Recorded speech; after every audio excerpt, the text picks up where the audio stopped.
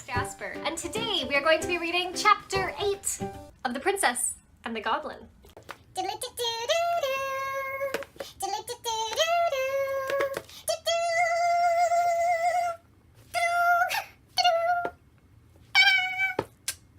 Pairing with today's reading is this delightful, what's the drink in there, Jasper?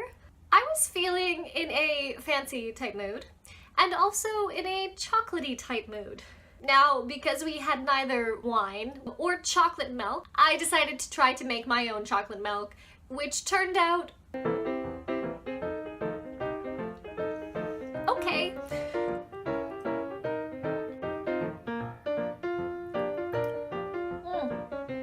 There's your chocolate chips. You need a spoon to drink this chocolate milk. It's special chocolate milk.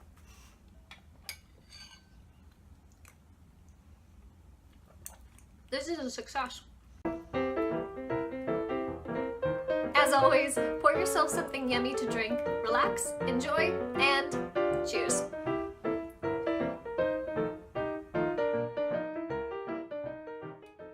Chapter 8, The Goblins. For some time, Curdy worked away briskly, throwing all the ore he had disengaged on one side behind him to be ready for carrying out in the morning. He heard a good deal of goblin tapping, but it all sounded far away in the hill, and it paid little heed. Toward midnight, he began to feel rather hungry, so he dropped his pickaxe, got a lump of bread which in the morning he had laid in a damp hole in the rocks, sat down on a heap of ore and ate his supper. Then he leaned back for 5 minutes' rest before beginning his work again, and laid his head against the rock. He had not kept the position for 1 minute before he heard something which made him sharpen his ears. It sounded like voices inside the rock. After a while he heard it again. It was a goblin voice. There could be no doubt about that, and this time he could make out the words. "Hadn't we better be moving?" it said. A rough and deeper voice replied, "There's no hurry. That wretched little mole won't be through tonight. If he works ever so hard, he's by no means at the thinnest place." "But you still think the load does come through into our house?" said the first voice. "Yes, but a good bit further on than he has got yet. If he had struck a stroke more to the side just here," said the goblin, tapping the very stone as it seemed to Curdy against which his head lay, "he would have been through. But he's a couple of yards past it now, and if he follows the load, it'll be a week before it leads him in. You see it back there, a long way? Still, perhaps, in case of an accident, it would be well as getting out of this. Helfer, you take the great chest. That's your business, you know." "Yes, Dad," said a third voice, "but you must help me to get it on my back. It's awfully heavy, you know." "Well, it isn't just a bag of smoke, I admit, but you're a strong mountain, Helfer." "You say so, Dad. I think myself I'm all right, but I could carry 10 times as much if it wasn't for my feet." "That is your weak point, I confess, my boy." "Ain't it yours too, Father?" "Well, to be honest, it's a goblin's weakness. Why they come so soft, I declare I haven't an idea." "Especially when your head's so hard, you know, Father." "Yes, my boy, the goblin's glory is his head. To think how the fellows up there have to put on helmets and things when they go fighting. Ha ha!" "But why don't we wear shoes like them, Father? I should like it, especially if I've got a chest like that on my head." "Well, you see, it's not the fashion. The king never wears shoes." "The Queen does." "Yes, but that's for distinction. The first queen, you see, I mean the king's first wife, wore shoes, of course, because she came from upstairs, and so when she died, the next queen would not be inferior to her, as she called it, and would wear shoes too. It was all pride. She's the hardest in forbidding them to the rest of the women."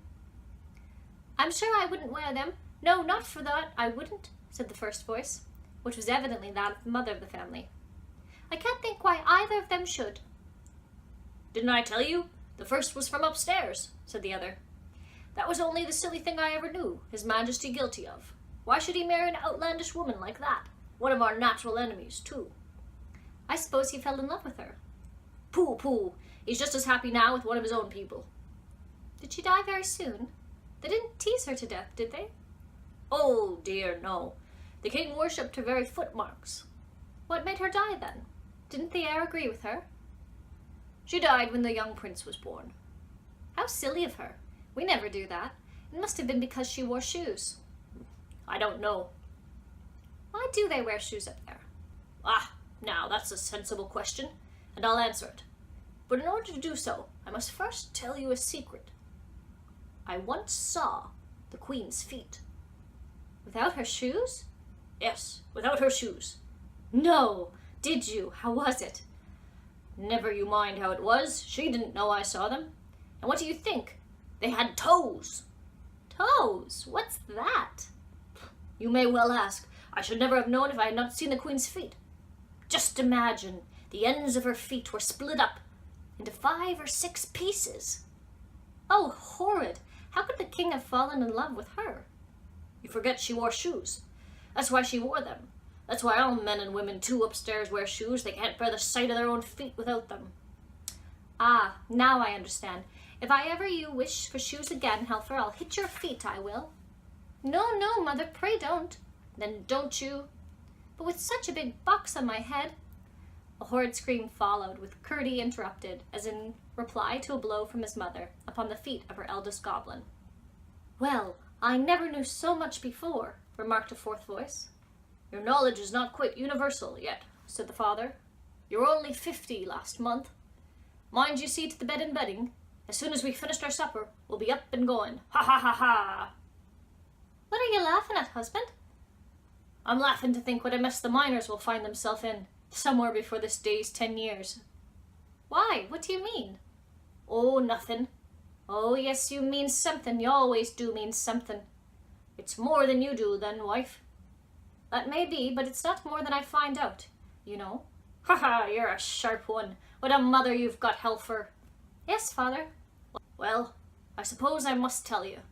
They're all at the palace consulting about it tonight. And as soon as we've got away from this thin place, I'm going there to hear what night they fix upon. I should like to see the young ruffian there on the other side struggling in the agonies of... He dropped his voice so low that Curdie could only hear a growl. The growl went on in a low bass for a good while, as inarticulate as if the goblin's tongue had been a sausage, and it was not until his wife spoke again that it rose to its former pitch. But what shall we do when you're at the palace? She asked. I'll see you safe in the new house. I've been digging for you the last 2 months. Podge, you mind the table and chairs? I commit them to your care. The table has 7 legs, each chair 3. I shall require them all your hands. After this arose a confused conversation about the various household goods and their transport, and Curdie heard nothing more of importance. Now this chapter was a little long, so I've cut it into 2 parts. So next week we will hear what Curdie does after he's heard this information from the goblins. I think what this chapter best exemplifies is the motto of right place, right time. And I think what's important to remember about the whole right place, right time thing is that as easy as it is to say, it's all about luck. That, Curdie happened to be in the right place at the right time to overhear this conversation of the goblins. I think Curdie did a great deal to increase his odds of being in the right place at the right time. And he did this firstly by putting himself out there. We know for one thing this isn't the first night that Curdie has worked extra hours in the mines hoping to overhear something from the goblins.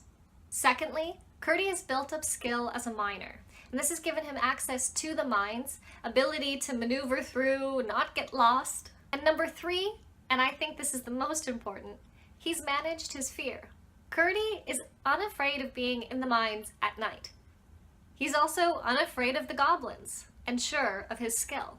And he's managed these things concerning fear with the dark and the goblins and, will he, have what it takes when it comes down to it by learning how to defend himself, and that is through song.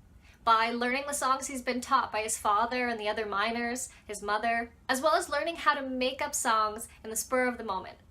He's also practiced this, faced goblins head on, and so Curdie has developed in himself skills to manage his fear, to maneuver through the mines, putting himself in the right place at the right time. As always, I hope whatever you've been drinking has been good, that the conversation and story have been a fair match. Cheers and cheers.